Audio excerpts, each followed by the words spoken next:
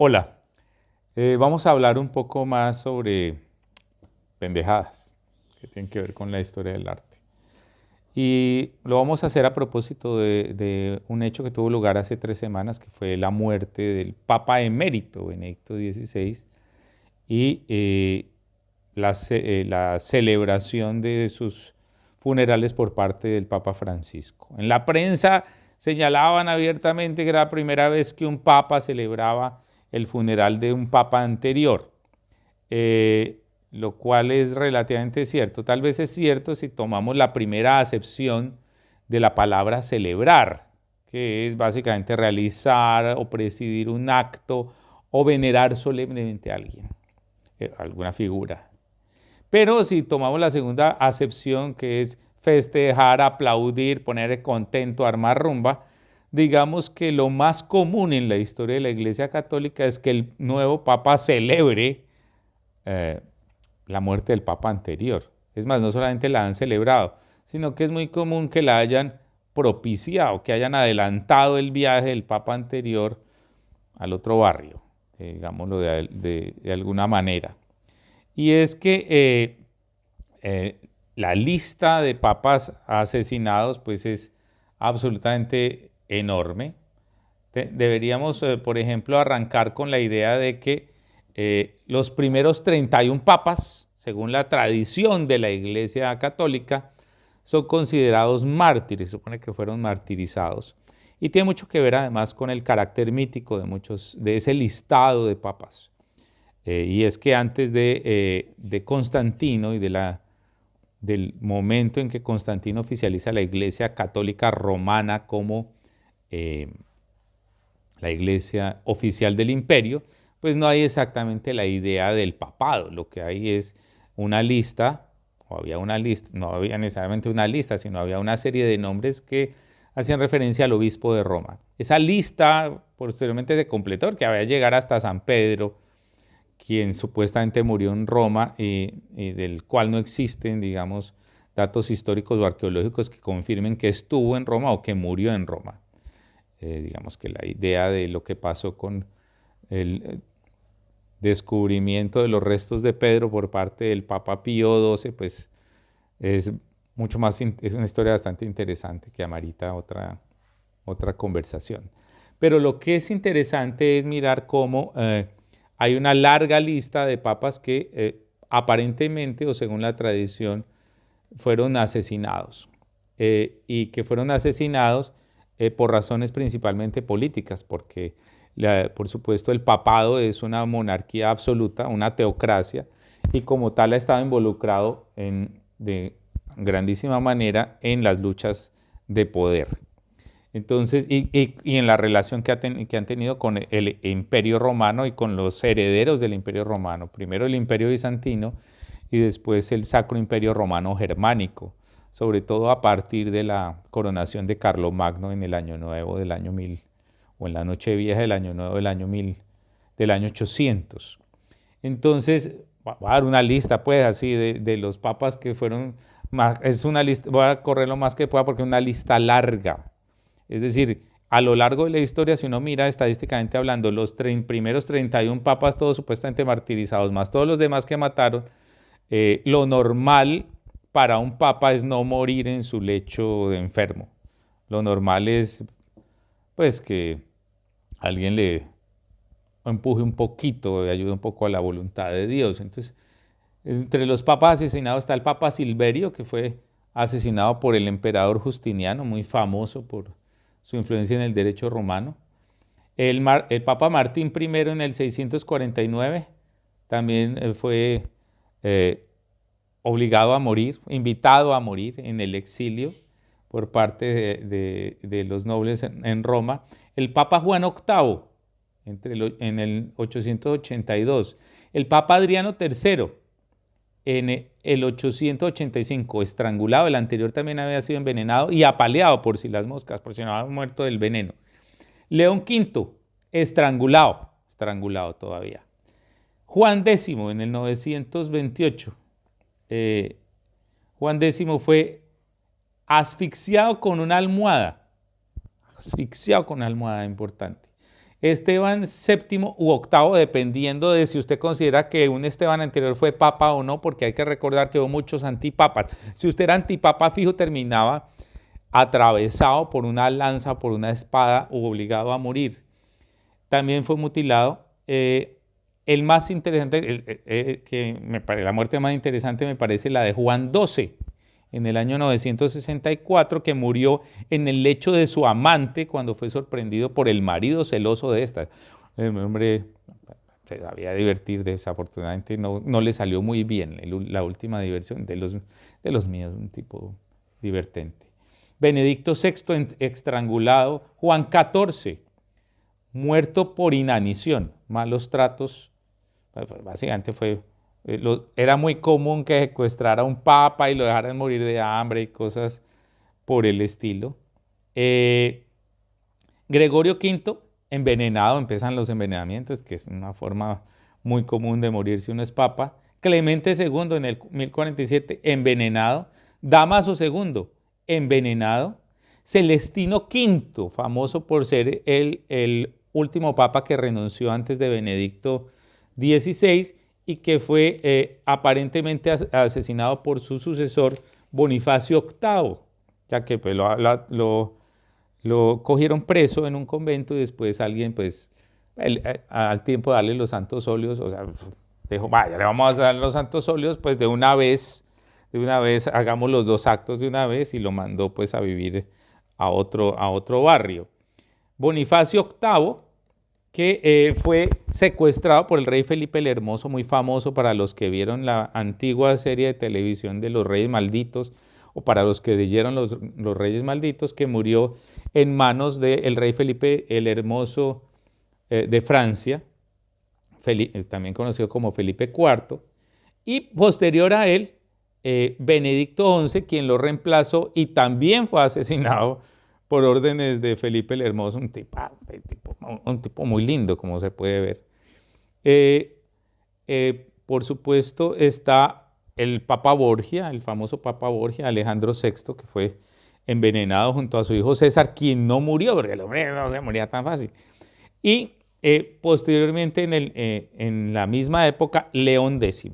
Aunque hay rumores de que básicamente entre la muerte de el Papa Inocencio anterior a Alejandro VI y más o menos hasta León X, todos fueron ayudados convenientemente a morir.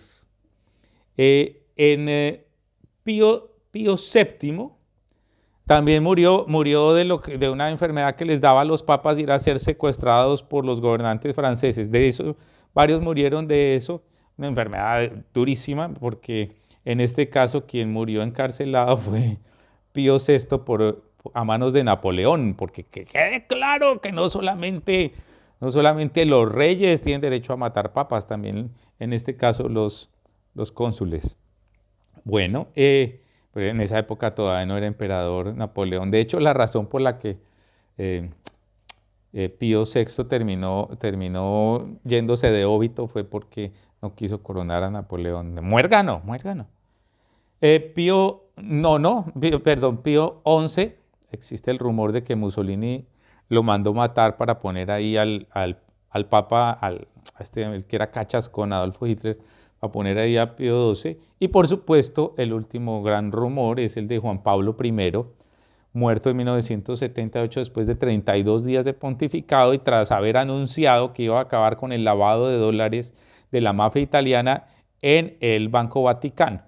Aparentemente se enfermó del corazón de un día para otro, más o menos como de las 6 a las 6:15, y pues se murió. El Juan Pablo I, el que se reía, era risueño el hombre. Entonces, eso nos da solamente una idea de cómo esto de celebrar la muerte del Papa anterior forma parte, pues, de la tradición. Pero lo que es más interesante también acá, desde el punto de vista de la historia del arte, de lo más interesante es una pintura de un señor que se llama Jean-Paul Laurent. Jean-Paul Laurent era un pintor francés, academicista, de finales del siglo XIX, y como era academicista a finales del siglo XIX, coincide con la rebelión de los famosos rechazados, los pintores rechazados que van a generar las vanguardias en el arte, principalmente, en primer lugar, por supuesto, los impresionistas y después todo lo que viene ahí con los postimpresionistas, como el expresionismo de Van Gogh, como Cézanne, Gauguin, etc. Entonces el academicismo pasa de moda en gran medida, pero sin embargo, sobre todo desde el punto de vista de la pintura histórica, el academicismo va a seguir siendo muy importante en Francia y en muchos otros países. Y Jean-Paul Laurent pinta este cuadro que se llama El Papa Formoso y Esteban VII o sexto, dependiendo si usted cree que un Esteban de esos era antipapa o no. ¿Sí? Entonces, ¿qué sucede? El Papa Formoso, que se puso así su nombre papal, conservó su nombre original. Formoso, ustedes saben, en latín significa hermoso, lo cual nos da una idea de la humildad que tenía el Papa, ponerse a sí mismo Formoso. Me hace acordar de un amigo que nosotros teníamos que se hacía llamar, me llamo Carlos Troncoso, el hermoso. Bueno, el señor Formoso se metió en todo el tejemaneje político entre el papado y el imperio y apoyó a uno de los reyes de Alemania, que se llamaba Arnulfo, para ser coronado como emperador del Sacro Imperio Romano Germánico en una disputa contra una familia romana que era la familia de Spoleto. De manera tal que él toma el partido del rey Arnulfo. Sin embargo, dentro de ese tejemaneje político, el Papa Formoso termina muriendo en el año 896 y un nuevo papa apoyado ya por la familia de Spoleto, decide revocar el nombramiento como emperador de Arnulfo y nombrar emperador del Imperio Romano Germánico a Lamberto de Spoleto. Y Bonifacio VI pues muere rápido porque pues, uno se moría de papado. Cuando uno era papa, sobre todo en el siglo IX, pues las posibilidades, o sea, ¿cómo les digo? Duraba más un presidente en Perú que un papa en la Roma del siglo IX. Bonifacio IX entonces pues cuelga los guayos y aparece don Esteban VI.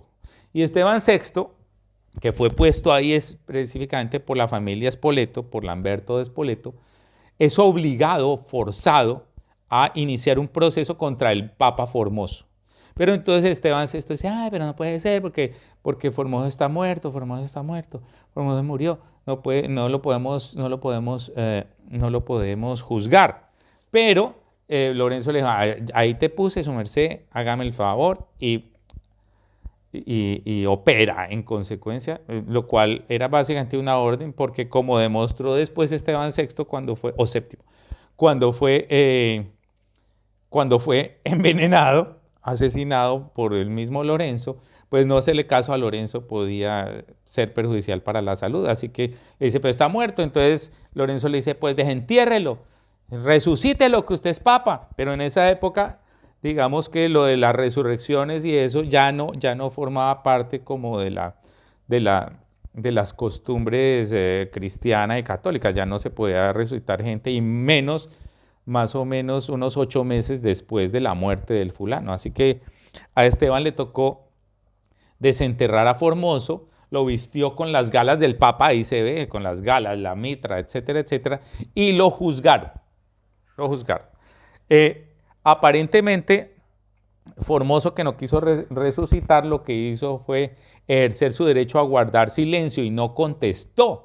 Se le interrogó, pero el Murpertina se negó a contestar, a pesar de que se le nombró un abogado defensor, ¿sí? Que debía ser supremamente imparcial, un tipo que estaba comprometidísimo con la defensa del Papa Formoso, y como consecuencia de eso fue condenado y anulada su elección como papa debido a que no renunció a su obispado en un pueblito de Italia para volverse papa. Y entonces todos los nombramientos que ha hecho, todas las ordenaciones que había hecho Formoso fueron revocados. Eso fue terrible. Y fuera de eso, le cortaron estos 3 dedos. ¡Zas! ¿Por qué? Porque el Papa bendecía con estos 3 dedos así. Los 3 dedos de bendecir. Claro, después de muerto le debían hacer una falta terrible. Se los cortaron y los quemaron para que no pudiera bendecir nada. Y después, entonces, ordenaron enterrarlo en un lugar oculto. Pero ahí no terminó la historia, porque, como les decía a Esteban, que a Esteban lo envenenaron. Y entonces entró un papa, que era Juan IX, y Juan IX era de los otros. Entonces rehabilitó al papa y citó a un concilio en Rávena. Y en ese concilio además prohibió que a partir de ese momento se juzgara a personas muertas en el Vaticano. Pero Juan IX no alcanzó a nada, eso fue en el año 898 y misteriosamente se volvió a morir este señor y apareció otro papa, pero del lado de los Spoleto, que se llamaba Sergio III.